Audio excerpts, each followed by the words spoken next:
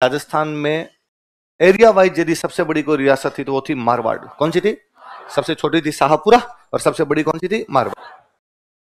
मारवाड़ में कोई भी एक रियासत हुआ करती थी ना, उस रियासत में एक इलाका होता था जिसको राजधानी कहते, वो तो राजा का पास होता, बाकी वाले इलाके राजा अपने भाइयों में बांट के रखता था, भाइयों में, भतीजों में, इस प्रकार राजा बांट के रखता था। वह इलाका जो राजा के पास में हुआ करता था, इसको बोलते थे खालसा। क्या बोलते? ये शब्द याद रखना, आगे काम आएंगे, लिखेंगे आगे, अपने लिखने नहीं, एक बार याद रखना कि वह भूमि जो राजा के डायरेक्ट कंट्रोल में हुआ करती थी क्या कहलाती? एक जमीन तो राजा खुद के पास रखता है, इसमें राजधानी वाला इलाका आता है। एनसीआर मान लीजिए, एनसीआर समझते हो, नेशनल कैपिटल रीजन, दिल्ली के आसपास का इलाका अभी भी तो है, तो बस वैसे वैसे राजधानी के आसपास का जो इलाका होता राजा खुद के पास रखता, और उसको क्या बोलते? बाकी राजा बांटता अपने भाइयों में, भतीजों में, सेनापतियों में, मंत्रियों को बांटता। ये 4 गांव तू रख ले, ये 5 गांव तू रख ले, ये 10 गांव तू रख ले। ये जो जमीनें बांटी जाती, इन जमीनों को बोलते जागीर। क्या बोलते? ये इनके लिए एक नाम और होता, ठिकाना। क्या नाम होता? या तो इनको बोलते जागीर, या क्या बोलते? ठिकाना। जिस अब खालसा इलाके के अंदर तो कौन रहेगा? राजा।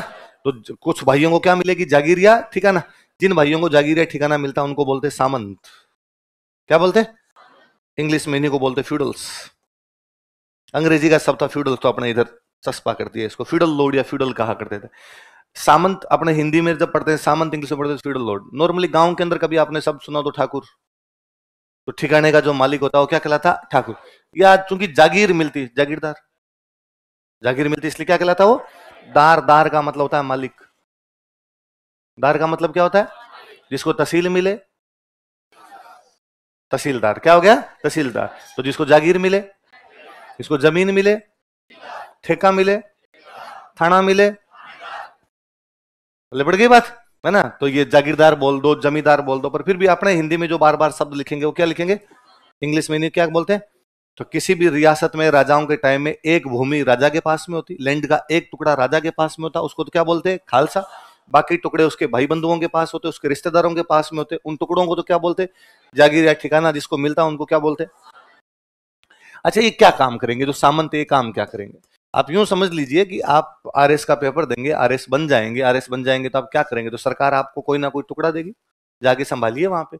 आपको कह दिया भाई आप चाकसू के एसडीएम हो, है ना। किसी को आप में कह दिया कि भाई साहब आप दुद्दू में एडीएम लग जाओ। किसी को आप में से कहा कि आप पिलानी जाइए, पिलानी में जाके तहसीलदार बनिए। किसी को आप कहा जाएगा कि आप उदयपुर में गोगुंदा पड़ता है वहां पर जाइए, वहां के एसडीएम बन जाए। अलग अलग जगह सौंपी जाएगी आपको, बस प्रशासन संभालोगे आप। क्या संभालोगे? ठीक है, ये लोग भी क्या संभालते थे? प्रशासन। पर उस समय लड़ाइयां भी होती थी, तो राजा कहता लड़ाई होगी तब सेना लेके भी आओगे। अब लड़ाइयां नहीं होती, या लड़ाइयों का डिपार्टमेंट पूरा अलग है, इसलिए तुम्हें कहा केवल कागजों का काम करो। पहले वाला टाइम हो तो तुम्हें भी बंदूक लेके घूमनी पड़े हमेशा, कभी भी राजा लड़ाई के लिए बुला सकता है, अपने को लड़ने के लिए जाना पड़ेगा। तो सामंत सैनिक सेवा दिया करते थे। क्या देते? मिलिट्री असिस्टेंस देने का काम यदि राजा कोई करता तो कौन करता? फिर मैं वापस करता हूं, ये सामंत राजा के भाई है, सामंत राजा के। अब इस बात को यूं समझिए कि आपके भाई पर कोई हमला कर दे तब तो लठ लेके जाओ आप।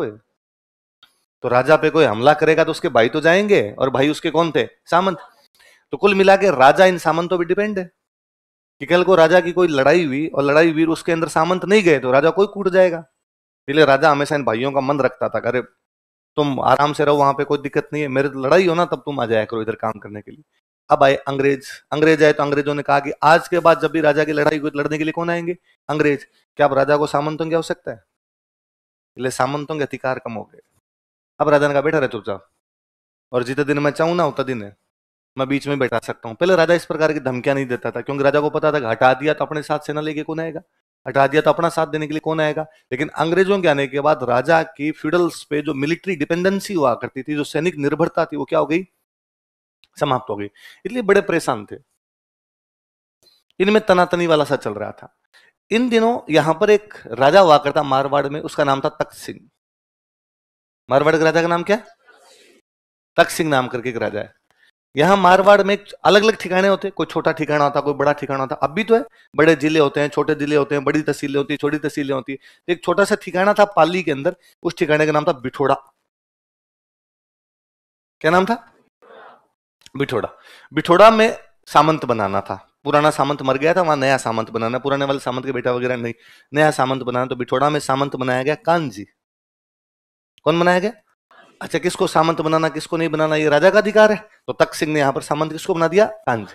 कौन सी ठिकाने में, कहां पड़ता है बिठोड़ा, पाली के अंदर बिठोड़ा नाम की जगह, यहां का सामंत किसको बना दिया गया, कांजी। तो यहां पर एक बड़ा ठिकाना और है, इसका नाम है औवा। क्या नाम है, एक ठिकाना और नाम बोलो देख, क्या नाम है। ये बड़ा ठिकाना है, यहाँ का फर्स्ट ग्रेड ठिकाना है, बड़ा ठिकाना है। और यहाँ का जो सामंत है उनका नाम है कुशाल सिंह चांपावत।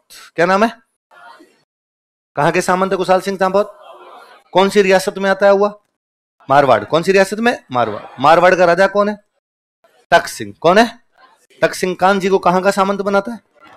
और बिठोड़ा के पास में बड़ा ठिकाना कौन सा पड़ता है, औवा। औवा के सामंत कौन है, कुशाल सिंह चांपावत ने इस बात का ऑब्जेक्शन किया कि कानजी को बिठोड़ा का सामंत क्यों बना दिया गया।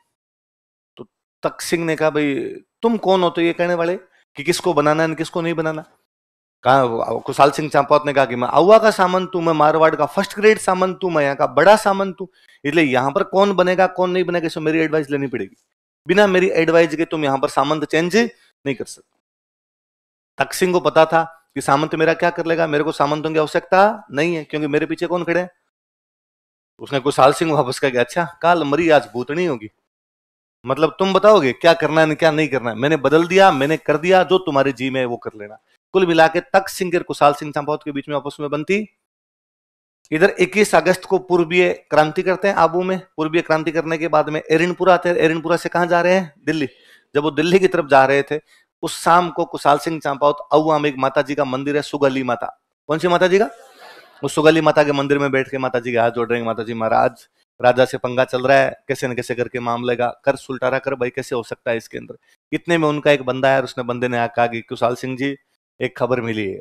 क्या खबर मिली है कि एरिनपुरा में क्रांति हो गई। कहां क्रांति हो गई, एरिनपुरा वाले जा रहे हैं दिल्ली। कहां जा रहे हैं, कुशाल सिंह जी ने पूजा तो एक बार माता जी का, माता जी वापस आके देखता हूँ आपको मैं, पूजा वापस आके करते हैं अपने, एक बार आपका आदेश हो गया मैं जाके आता हूँ।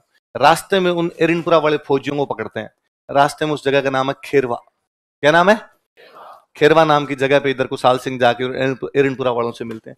एरिनपुरा वाले पूरे जोश में नारे लगाते हुए जा रहे थे, मारो फिरंगी दिल्ली चलो। क्या नारे लगा रहे थे, फिरंगी मतलब अंग्रेज, अंग्रेजों को मारेंगे और कहां जाएंगे, दिल्ली। और कुशाल सिंह ने बीच में उनको रोका, अरे भाई साहब आज इतनी तैयारी के साथ किधर। उन्होंने कहा अरे दुआ सलाम हुई, आपस में सब एक दूसरे को जानते ही थे। कुशाल सिंह जी राम राम, आपको तो पता ही होगा हम आबू में क्रांति करके एरिनपुरा है, एरिनपुरा में क्रांति करने के बाद अब कहां जा रहे हैं, दिल्ली। आबू एरिनपुरा में तो अंग्रेज मार दिए, अब भारत में जहां जहां अंग्रेज दिखेगा उन सबको मार देंगे, देश का बादशाह वापस किसको बनाएंगे, बहादुर शाह जफर। अंग्रेजों का पत्ता साफ, देश में वही पुराना राज आएगा अपने।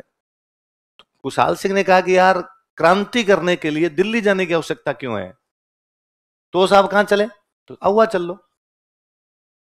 कहां चल लो, क्योंकि कुशाल सिंह को किससे लड़ना है, तो कुशाल सिंह को भी सेना की आवश्यकता है। तो कुशाल सिंह ने कहा तुम औवा चल लो, मिलके क्रांति करते हैं। उनका सर आप समझे नहीं एग्जैक्टली, हम क्या है वहां बहादुर शाह जफर के पास जाएंगे, बहादुर शाह जफर हमें हथियार देगा, बहादुर शाह जफर हमें पैसे देगा, लड़ने का बताएगा कहां पे जाके लड़ना है, तब उसकी तरफ से लड़ेंगे हम।